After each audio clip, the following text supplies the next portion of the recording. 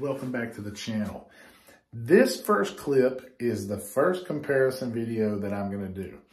Now what it is, it's an old road sign, underwater road sign. I've actually filmed it on down view of the Garmin GT54 transducer. I'll include a clip of that in here also. And what I did was I went up there with the active target and I went up there with the LVS32. I think when the LVS34 comes out, this will be a little bit more fair battle, but here we go. Let's take a look at it. It's pretty cool. It's pretty cool. You can see the weaknesses of each, and but both of them show up very well. Although they're not perfectly the same angle, just because it was kind of windy that day, as it's been the whole year, they're good enough. Now, we'll say this. The active target is on the trolling motor.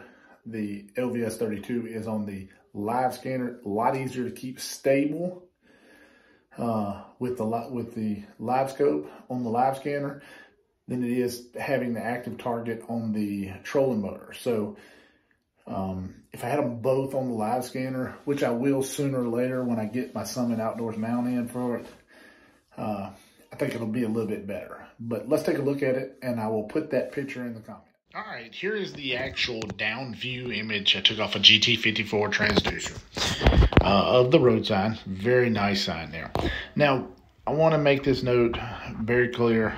I had the active target is on the trolling motor until my Summit Outdoors mount comes in. So it's a lot harder to remain stable and not rotate the trolling motor back and forth, especially since I'm not used to it. I'm used to not worrying about the trolling motor, just using the live scanner. So it's a little bit harder, but I do notice, you know, it's a pretty good image. I do see the resemblance of a ghost tree. I do see that. When I look at the images, one thing that pops out to me is the screen's very clear, which I would expect it because of the crystals are arranged in a wider transducer than they are, say, in the LVS32. It doesn't seem as three-dimensional to me as the Livescope does, but the images seem pretty crisp and pretty clear. There's not a lot of fuzz around them. They're real sharp images. That probably has something to do with the 18-degree cone, whereas Garmin has a 20-degree cone. So that's something to note.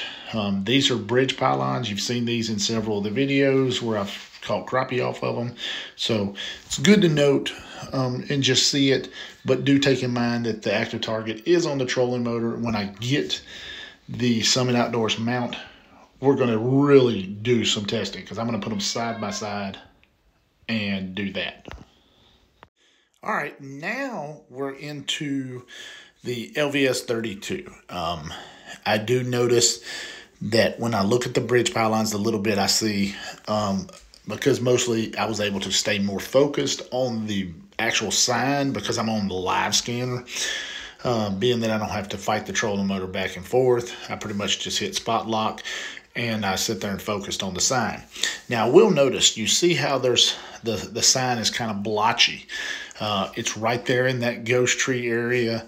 It's kind of got a little bit of voids in it. Not bad though, but you would expect the active target to be crisp, more crisp, because it's got wider, definitely got a wider array of crystals. So there you go. All right, guys, what do y'all think? Hey, it is what it is, but I wanted to compare it. They're fun to compare.